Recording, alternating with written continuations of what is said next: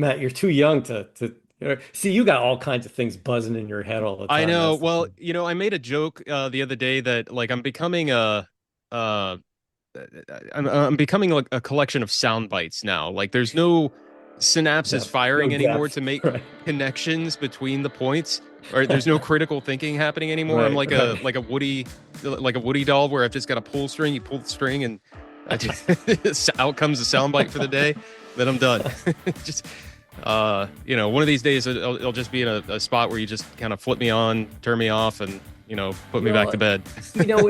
it's a societal thing too, Matt. We're pinged by so many things. We've got so many things we're juggling today. It's tough to go deep into anything. Like what Yeah, we're doing right now is nice for me because now I can dive in and be focused on something. yeah, yeah, for sure. Hello, everyone, and welcome to Prove It To Me. I'm your host, Dr. Matt Law. We've got a special guest today, so let's not waste too much time. I do want to give a special shout out to Tom West for making this connection. My guest today has over 45 years of operations, functional, and business leadership expertise in mid-size and large multinational corporations. He has held P&L responsibility for service businesses and led corporate quality, safety, environmental, and engineering functions.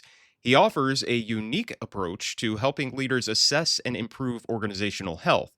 He has facilitated the transformation of balanced organizational decision making processes, integrated management systems and metrics, and organizational health assessments for many multinational clients.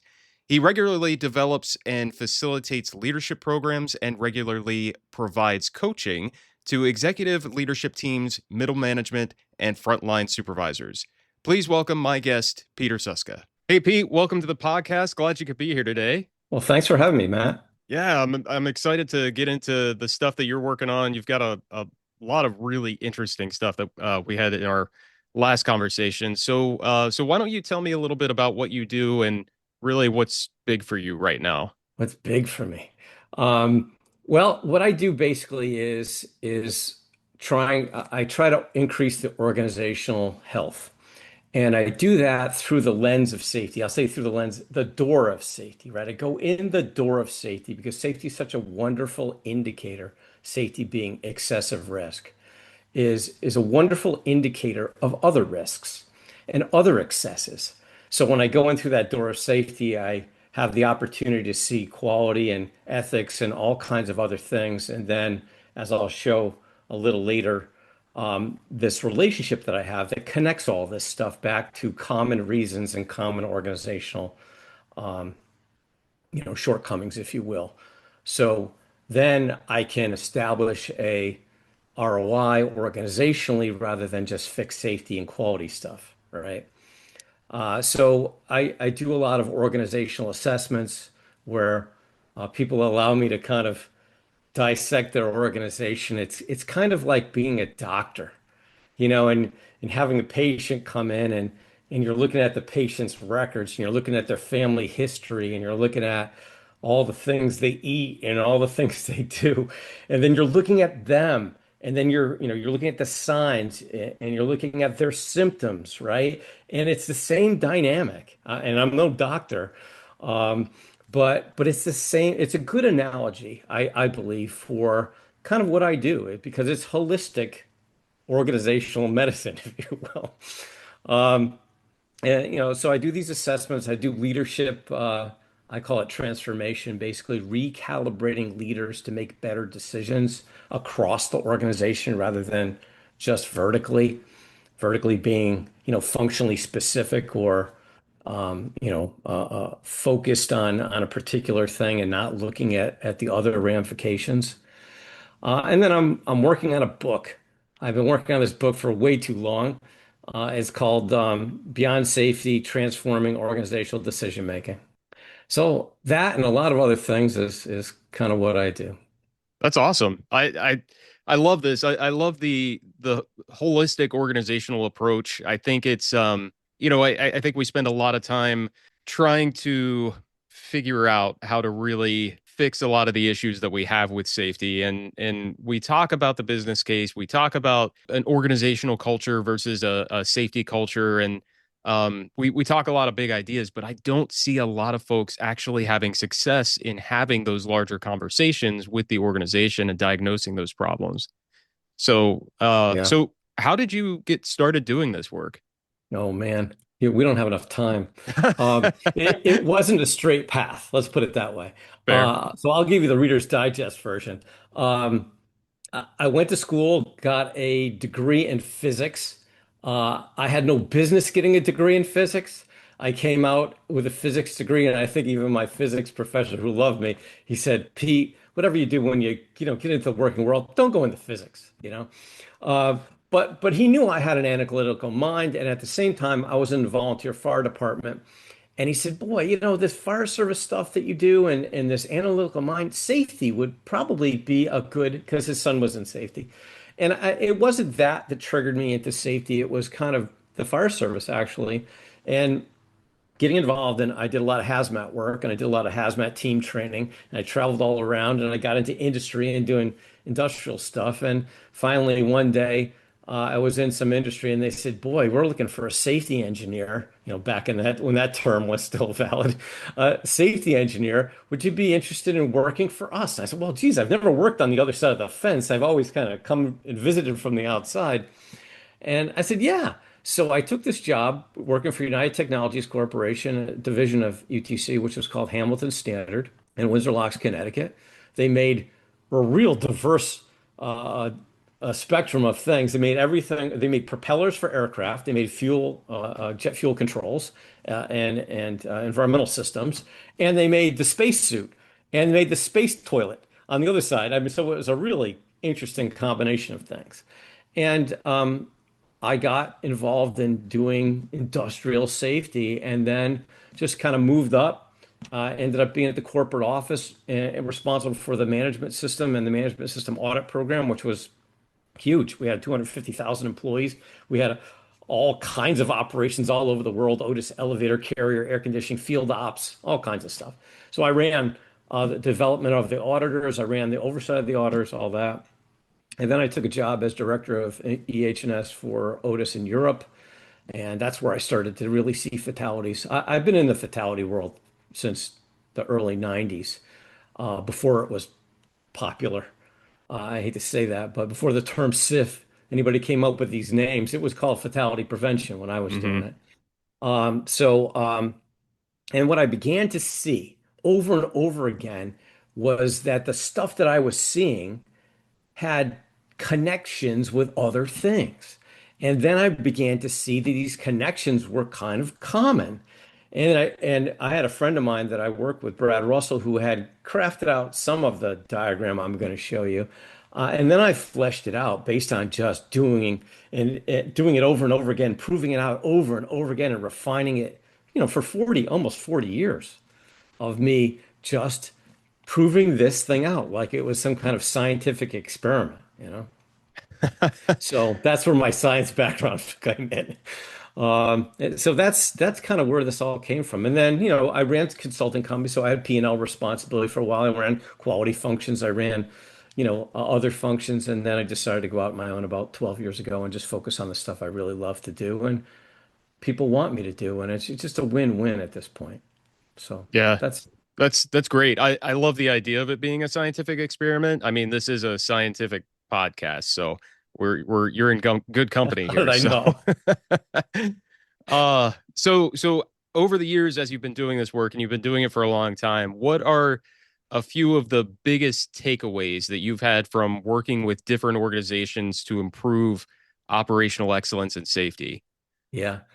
Well, this relationship that I'm going to show in a minute, that basically there's a common cause and effect thread set and connection between what goes on in the board of directors and what goes on in senior leadership, the C-suite, and what goes down in the field, and not that it's related, but how it's related, how it's connected, right? I can draw lines from this decision to that decision and this effect and that effect, right? That's important, to be able to legitimize these things. And then my other principle, which is nothing is an anomaly. Mm, And where that comes from is the fact that I can always connect everything at the output side to common reasons on the input side. Everything.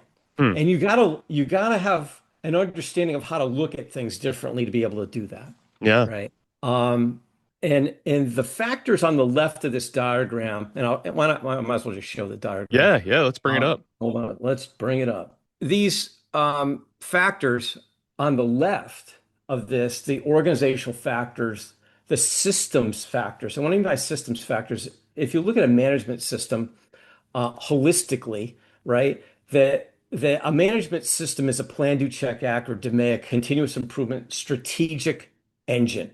Okay.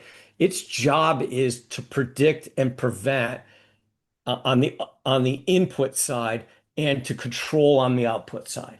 Okay. And you want your input side to be heavy duty because you don't want to have to chase problems with a management system.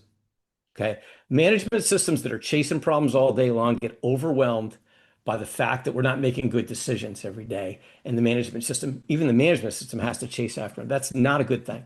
Okay. Because management systems can become overwhelmed by the fact that the business isn't making good decisions.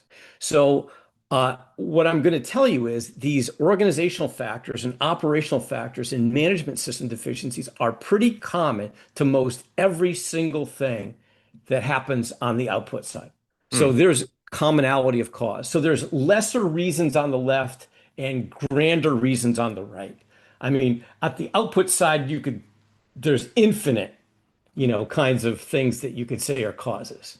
Whereas on the left-hand side of the diagram, the input side, it's a lot more controlled, a lot more consistent. The other aspect that I see often is organizations don't measure how, they measure what. They don't Mm. measure how something was achieved, how something was done, how decisions were made. They measure the results of them. Yep. And the real value in prediction is in the how. The real understanding of where risk comes from is in the how. Mm-hmm. So most organizations are not in tune to continually measuring risk or excesses in their decision making. They're measuring the results of them. And what I always say is you can have a, a lousy process and good outcomes for long periods of time. So what that means is you need to be measuring process health, not output health. Okay. Yeah. Um, and then this is a basic thing, but I see this often that even safety professionals don't talk about hazard and risk and tolerability the same way. And we got to get our profession together. I mean, we got to be like, I hate to say it, like accountants, okay, who measure, you know, to pretty much the same way. Because when I put up a picture and I say, hey, what's the most significant, highest severity hazard here? I'll get that framed in a variety of different ways out of the mouths of safety professionals looking at the same thing. Okay. Wow. And tolerability is an interesting thing. And tolerability is where safe comes from, or what I call organizationally safe enough. So if you go back to your policy statement, your value statement, you should be able to extract tolerability out of that, which is how much risk are you able to assume, allow to give you what you want consistently or not give you what you don't want. That has to be put into some process by which the folks out in the field can say this needs to be fixed or this doesn't need to be fixed. And if it needs to be fixed, can it wait or does it have to be stopped today? So in the field, we want three thresholds. Safe, it's tolerable as is. Unsafe, it's not tolerable, but it doesn't have to stop. It needs to go on a list. It needs to be fixed. Or it's an imminent danger situation. Stop the presses. We can't continue to expose people to this or continue with this hazard. And Hmm. that's what I try to build in the field is that capacity to be consistent around, I make it three colors, green, yellow, and red. Okay. We Easy. all need to be able to talk the same color about the same thing. If they can do that in the field, you're good. You're good. Mm-hmm. Okay. You don't need this, numeric system out there as the at the front line. Yeah, maybe you come in later and get it dialed in a little differently, but in the front line decision making, can I continue to operate or not? That's the line. That's the line. Mm. And I think the other one is that organizations do not measure risk well, and they don't look at risk the right way, and they're looking at risk from history of harm or history of problems, not probability of events or problems. And that is also based on the metrics and the data that they get. I mean, we're trying to do risk assessments and gather risk data, but those people aren't speaking risk. They're speaking harm and history of harm. It's just two different languages. So we have to Uh, get on the same page. So those are the biggies. yeah. It's funny.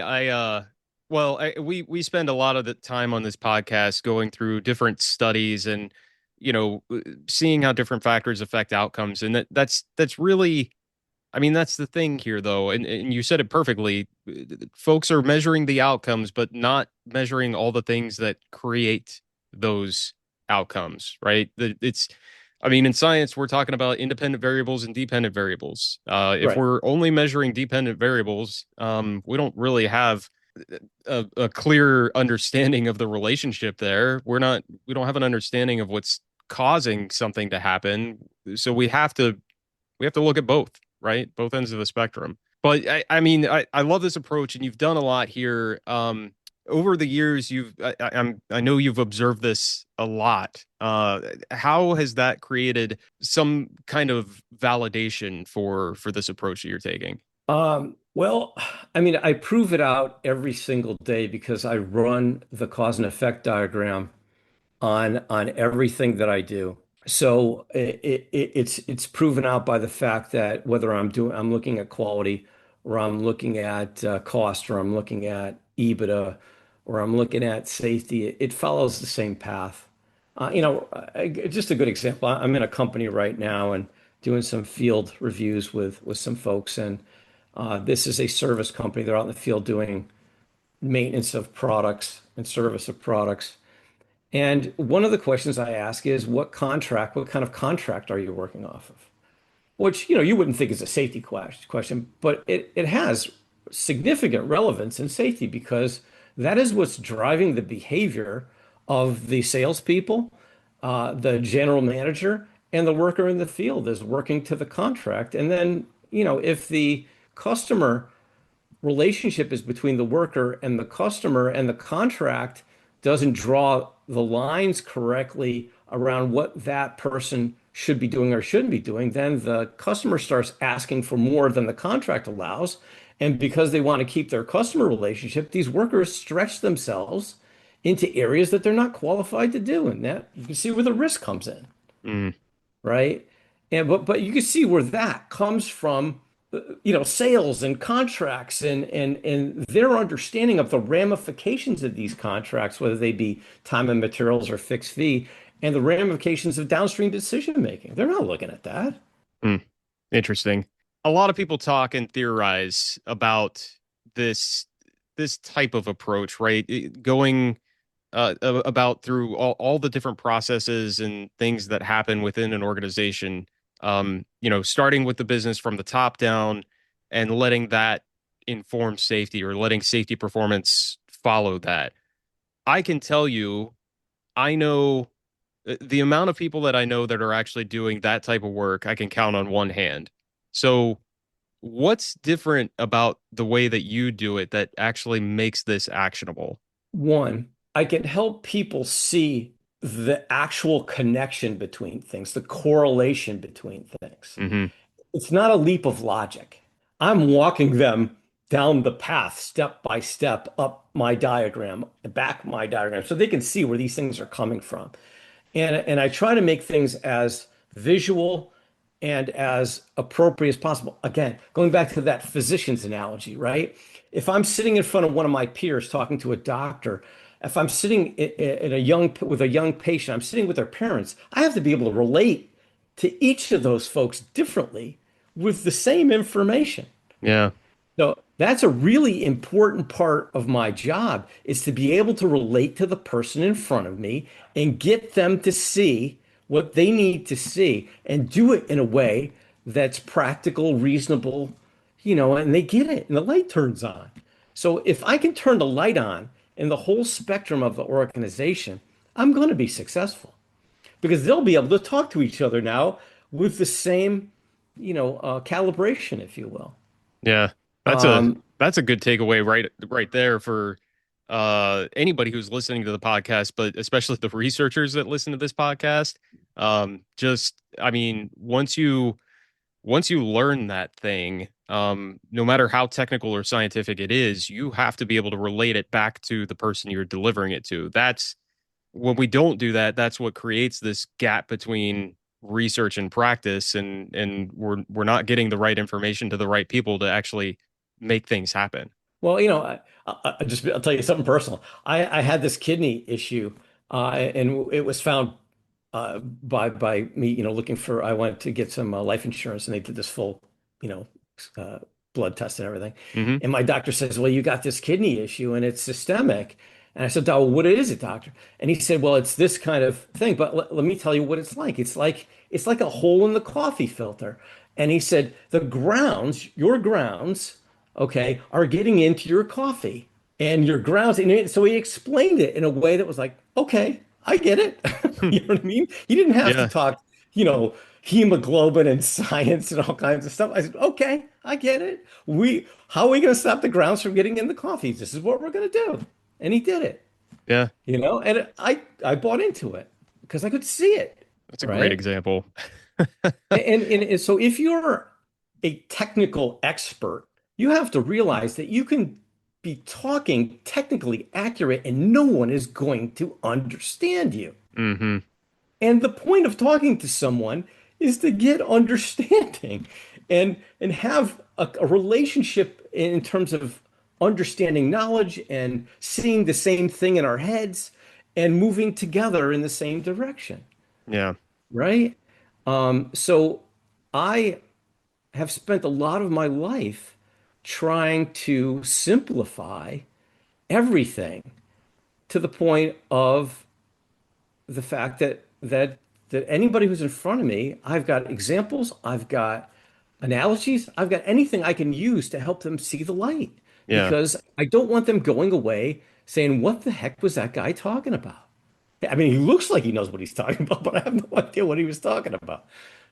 Oh, Back to your question, organizationally, there's a top-down and a bottom-up look when I do an assessment. Top down, and I can do top down, whereas I don't think everybody can do top down. And top down is basically me sitting with the leadership team, asking questions about how they run their business, how they've acquired, what they do, what their metrics are, how they meet their metrics, how they make decisions. And from that, I can see risk in the field in my head. I know what that yields way downstream. And I can say to these people, I bet you got problems with this. I bet you got problems with that. And some of them will say no. And I know they do because they're just not measuring it yet. Right. yeah. But the safety stuff, I know what that creates. And Hmm. then when I go out in the field, I will see that excess. I will see that risk and I can walk them back and connect the two. Hmm. And I think that helps a lot. Yeah. So I'll give you an example. I got a job. A friend of mine said, "Hey, you're a safety guy. I'm an operations guy in this timber frame construction company. I don't know if you've ever seen a timber frame structure, but it's basically solid wood beams that go together with dowels. Okay, there's Okay. no Yep. screws or anything. They just nail the dowels in. It's beautiful. And the company makes all of these custom structures and basically makes it like a Lego diagram. Every single piece is numbered. It tells the guys in the field where to put it. They're all CNC'd out so that they fit together. No cutting in the field, nothing. Okay.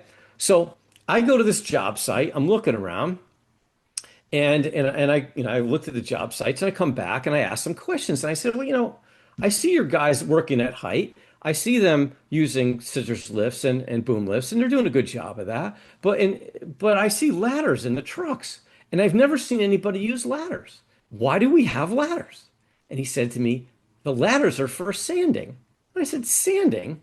Now, this is my process improvement head spinning. Why Yep. would you sand in the field when you're making it in a CNC shop and sanding it before it goes out to the field? So you're making a perfect beam leaving your facility and it becomes imperfect in the field so that you have to make it perfect again. That's never good. Okay, rework. Mm-hmm. That's what we call real work, right? So, okay, why are we sanding? Well, we get it dirty. We hit it with the hammer because we kind of knock it in because it doesn't fit, all of that stuff. And I'm like, are you okay with sanding? He goes, no, no one likes sanding. To a person, no one in our company likes sanding. I said, how long does sanding take? He said, for a crew of 4 people, it could be a day to 4 days. 4 days of Wow. guys up on a ladder sanding with a sander. I said, oh, yeah, 3 points of contact, right? Oh, yeah, yeah, yeah. No, yeah, give me a break. Okay. Give me a break. Okay. So now you've got people working at height and they're not well protected from that fall. Why do you have people on height? There's no good reason. There's no good operational reason for it. Mm-hmm. So let's change the process, engineer out the need for sanding in the field, Mm-hmm. which then gives you more time, right? Because I'm not making more profit on the job because I'm not having all of that labor hours built into the job. And in that time frame that I was sanding, I can do a whole other job. So not only can I get you more profit on this job, I can get you more revenue, profitable revenue on other jobs. See where I'm going? Mm-hmm. I can get people off of ladders for the most part. Okay. I can make them happier because they hate they hate sanding. It's a win, win, win, win. And I didn't fix safety. Safety came along for the ride. The fact that I fixed the process. Wow. And the process was good for business all around. You undeniably good. Wow. So all we did was took better care of the wood in the field. And we created the discipline, a quality discipline to do that. That's all it took. Wow. Imagine that. I there's this permeating thing throughout our profession that we've been battling for years, and it's this idea that safety is the opposite of productivity. And I mean that is one perfect example that disproves that entirely. Now, I will argue that safety professionals have the capacity to make safety the opposite of productivity, but Yes, when you're approaching it from the right angle and you are approaching it from the business angle and taking all of the other factors into account, you can create something that is both safe and productive and efficient and works well exactly. for the business. And the paradigm shift is you should always approach it Yes. from the business angle. Right. Always. Okay. You're a business person. I don't care if you call yourself a safety person or not. You're in a business. You're a Hmm. business person. You're not just hanging out here on Gilligan's Island, you know what I mean, on Safety Island. You're a business person. You have to fit into that business. Okay. Um, what was I going to say? I lost my train of thought. But the way that I go about this is I can see business health. I Hmm. can see flavors of business health really well. And the safety profession needs to learn that. I'm not talking about just going to school and getting an MBA. I'm talking about learning what creates value in your organization and what detracts from value in your organization. Learn those. Yeah. Okay. What creates value? What detracts from value? I put up this slide in a lot of my presentations, and it's the floor of the driver's side of a car, and there's the gas pedal and the brake pedal. And I said, the analogy that I use is a car going forward is like a business being productive. Mm. Everybody goes, okay. I said, so what pedal do you push to get the business to be productive? The gas pedal. I said, all right, is safety the gas pedal or the brake pedal? Everyone says brake. Mm. Hmm. Everyone in the room says brake. Now, brake for good reason, but why have to brake at all? Yeah. We should not be living on the value of safety, that it's worth the cost. I understand that, but you don't need to spend the money. Yeah. Yeah. And we have to undo that, Yeah. because we went from, having no respect, to having some respect, to having no money, to getting the money and the respect, and now having lots of money, and then people throwing money at us.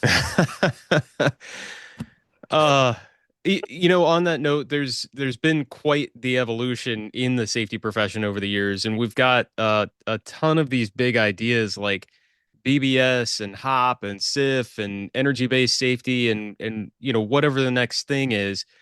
But, folks get hung up on that. They're missing the real actionable tools to make any of those concepts happen. So, from your perspective and your observations and everything that you've been able to do, what would your advice be to those safety professionals who struggle with those? And, you know, I have to say, and I see executives do this, they're looking for the elixir. Mm, What's everybody else drinking that's successful? Go find the elixir. And somebody says, oh, it's hop or it's BB. It was BBS, and then it was this, and then it was that, right? And yeah. we just chase the elixir. Okay. And as you can hear by what I'm talking about, I'm an integrator. I'm holistic. Mm-hmm. Okay. Uh, there's no one thing that is going to fix anything here. There are systemic reasons for everything. So whatever we do has to relate to the systemic challenges in the business and fix those. Mm-hmm. So what I would say to a safety professional is take a step back. Take a step back. I mean, a lot of times we're like this, right? We're up like, we're going to fix this guy, and we got to fix this, and we're tactically in there. And a lot of times we're doing the job of the operations people because we care. We're in there. We'll just fix it myself. Step back. Okay, you're seeing a whole bunch of issues. Where are they coming from? Mm-hmm. Where are they coming from? Then start to talk to your peers, the quality people. Where do your issues come? What are your issues? Where do they come from? Son of a gun. They come from the same places. Mm-hmm. I mean, if I talk to a quality person today, any company, I'll say, okay, what are the typical root causes of your nonconformities? They'll say, people not following procedures. That's what they'll say. If Yeah. I talk to a safety person, what are they going to say? Or a safety or an operations person, they'll say, people not following procedures. Because we did it all. We wrote it all out. We got them trained. They're just not doing it. Okay, that's what they'll say. Mm-hmm. Okay. Now, if we realize that we're at the same place with our failure modes in both functions, and really it's all functions, okay, Mm-hmm. in both functions, then the issue has to be higher up than that. Mm-hmm. All right. Wait a minute. It's got to be up here, not down here. We can chase this forever. We can chase this forever. Okay. So get to the point where you can interrelate your opportunities, interrelate your conversations. And I do this by process talk, right? Mm-hmm. We can talk about processes the same way. You can't talk about risk the same way. You can't talk about outcomes the same way, but we can talk about process health the same way. So that's Mm-hmm. should be the common language operationally in a business, process health. Okay. Build relationships with your peers, with the workers, understand their realities, understand their realities, and work with them to try to find a common win-win opportunity, like I did with the structural, Yeah. timber frame. Those are win-win. You're trying to create win-wins. Win for the worker, win for the business, win for safety. Win, win, win. Okay? They're out there. You just got to be look for them. You got to look enough open enough, be open enough to see that stuff. And then create some small successes and then advertise those and sustain them and then build on them. Yeah. That's the way that you do this internally. Yeah. Yeah. That's fantastic. I think that's great advice that I feel like nobody gets from uh, you know, sitting in a conference session with, just the next big sexy idea. That's a perfect way to put it. Well, yeah, I guess I guess the opportunity I provide is I'm more than an idea person. I'm I can help you fix it. I Yeah. can understand your situation. And these are not cookie cutter fixes, Matt. You Hmm. got to understand that. I'm just like I'm looking at a patient, right? I can't throw the same drug at everybody. Well, that's what doctors do today. But I can't throw the same drug or the same fix at everybody. I got to look at them, their age, their background, their other issues, and I got to customize something to that. So that's where I spend most of my time is really trying to make it make sense in the culture of that organization. Yeah.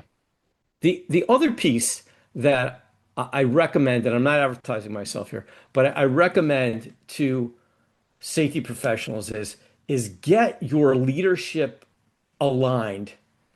Get them some training that aligns them to where safety fits into business decision making, like I am talking about it. Mm. Okay. Yeah. Okay.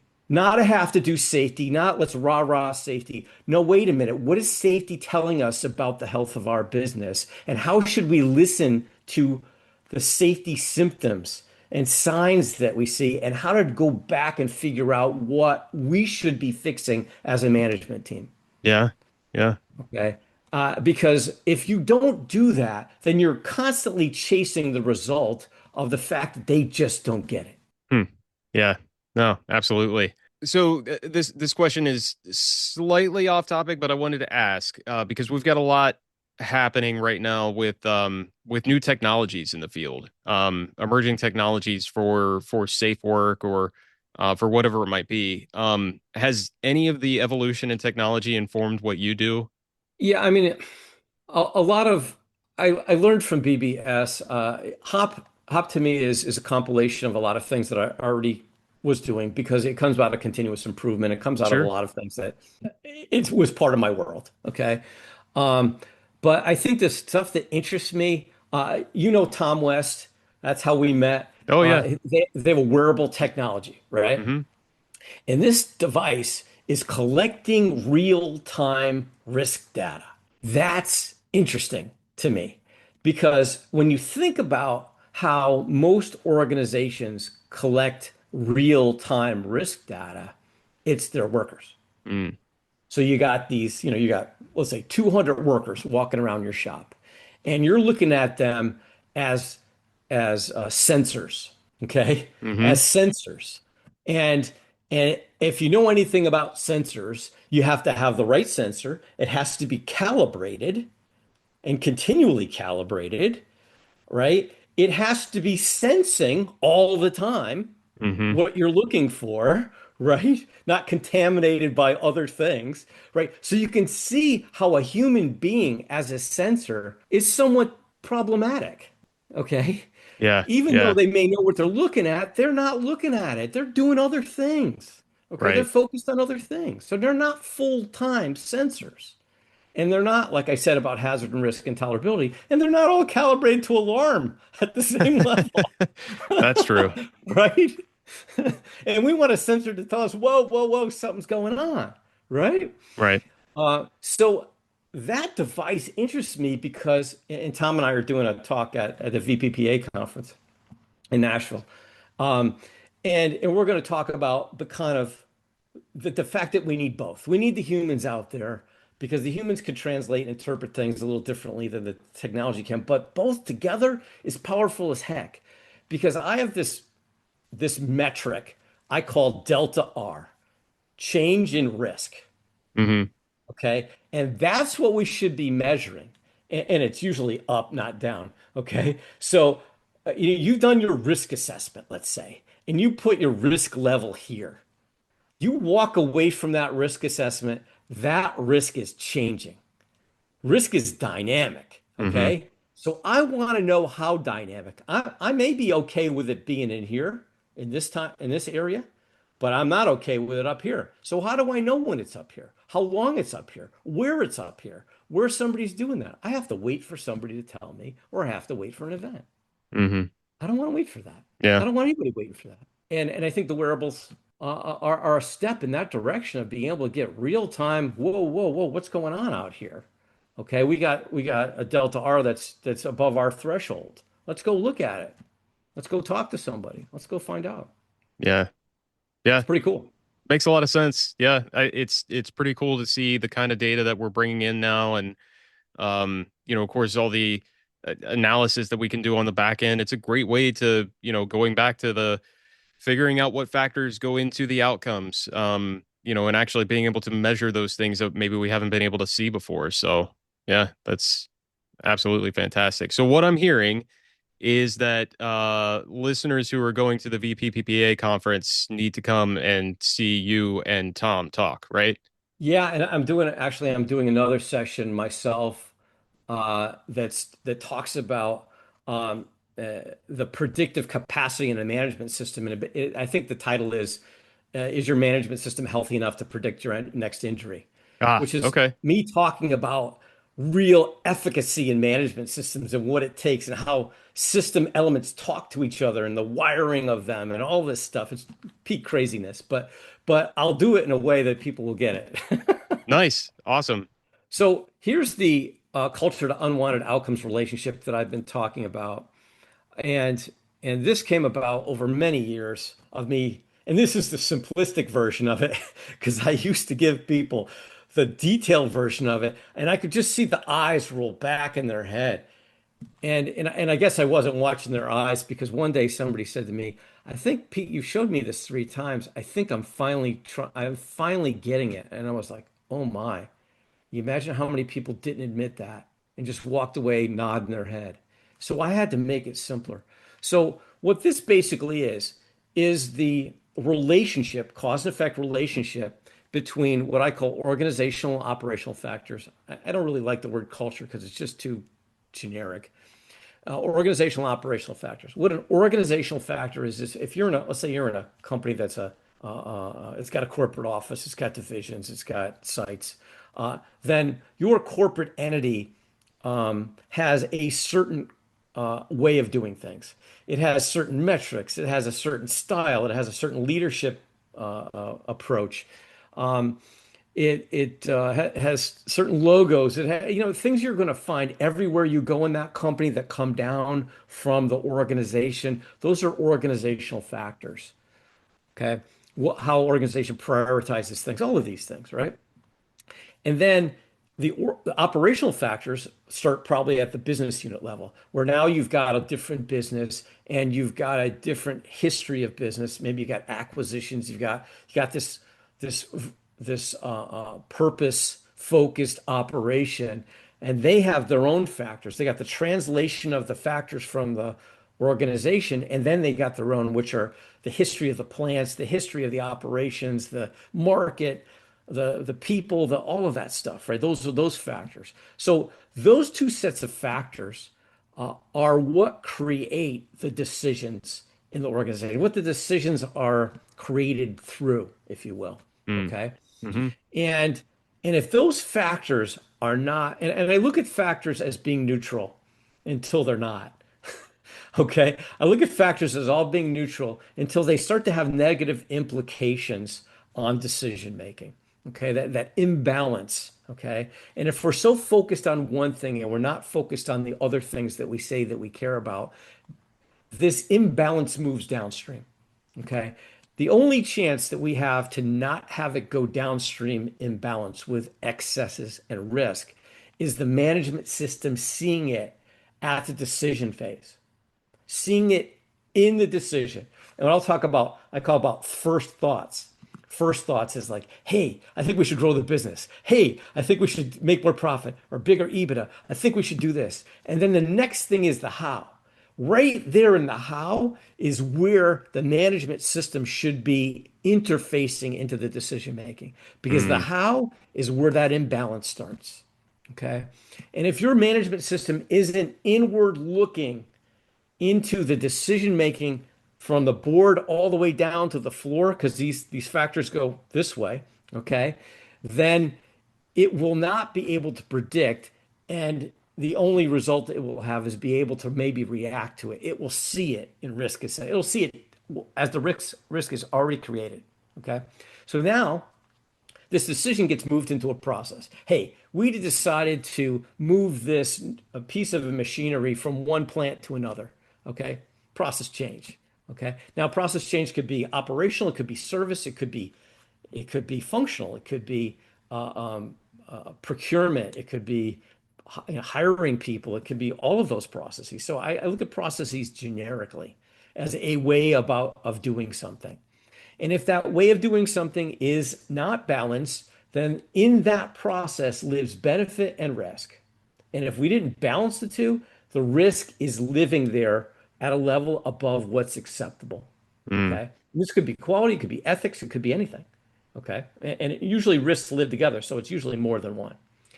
The way that I see this excessive risk is through safety, because safety is just an easy indicator of poor decision making or imbalanced decision making. So I can walk through your plant and I can see excessive safety risk. Where I see excessive safety risk, I look into the process health. Where I look into the process health, I usually find unhealthy processes. And there is my start of trying to fix the operational, value, improve the operational value. It's in profit process change, not in band-aiding safety. As I tell people all the time, putting good safety on a bad process is like putting really good paint on a rusty surface. It just falls off. mm, It looks good for a while, and then it just falls off. yeah. Okay.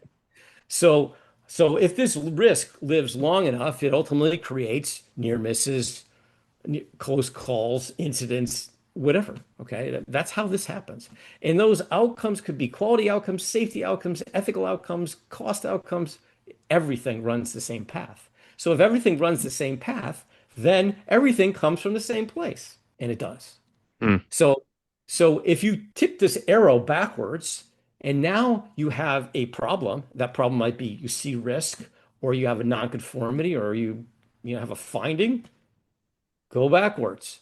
Don't wait for blood to go backwards to figure it out. And I think a lot of companies I see people only doing robust causal analysis when there's blood. mm, yep. Yep. And the reasons are all the same, folks. Don't wait for blood. Yeah. Don't wait for blood. Okay. So again, and this is where I'm able on the left to start fashioning the conversations across functions and building the conversation about fixing the right stuff, fixing Yeah. the real reasons. So that's that. How can listeners connect with you and learn more about you and your work? Well, my website isn't so good. I haven't been able to patch that up. So Yeah. uh, the best of me is probably on LinkedIn. So if you go to LinkedIn and find me, Peter Susca on LinkedIn, that's probably the easiest way. You can email me at Oscar Papa X-ray OPX Safety SAFETY at cox.net. So OPEX Safety at cox.net, or you can call me 860-713-8050. I love to talk to people. I spend a lot of time, as you could probably tell, I spend a lot of time talking to safety professionals, helping, they're on the edge of the roof, getting ready to jump. And I talk them down and I give them a path, and I enjoy doing that. A lot of what I do here, Matt, is not for me. It's one for the organizations and two for the safety profession. If you see me at a conference talking, it's not for me to really advertise what I do. It's for me to convert people. It's for me to educate people because I'm not going to live forever. This needs to live forever. This needs to carry on. Awesome. Again, I really appreciate you coming on the podcast. Any other parting thoughts for the listeners? Well, I mean, there is a lot of depth to the 5,000 foot review that we just did here. If anybody, if anybody feeds back to you, hey, I'd like to learn more about process health, or I'd like to learn more about management system efficacy, or I'd like to learn about more about this, we can dive in. Well, no, I really appreciate you coming on. I'm sure we'll get some listeners that are going to be reaching out to you to dive deeper into this. But yeah, thanks again. Thank you.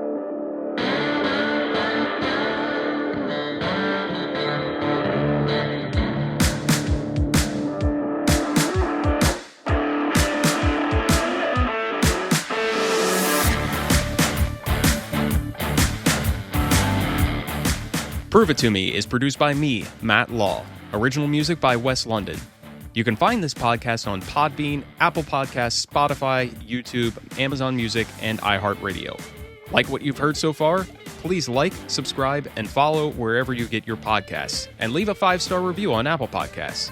Got questions about what we talked about or research that you want to share? Send an email to contact@proveitpod.com.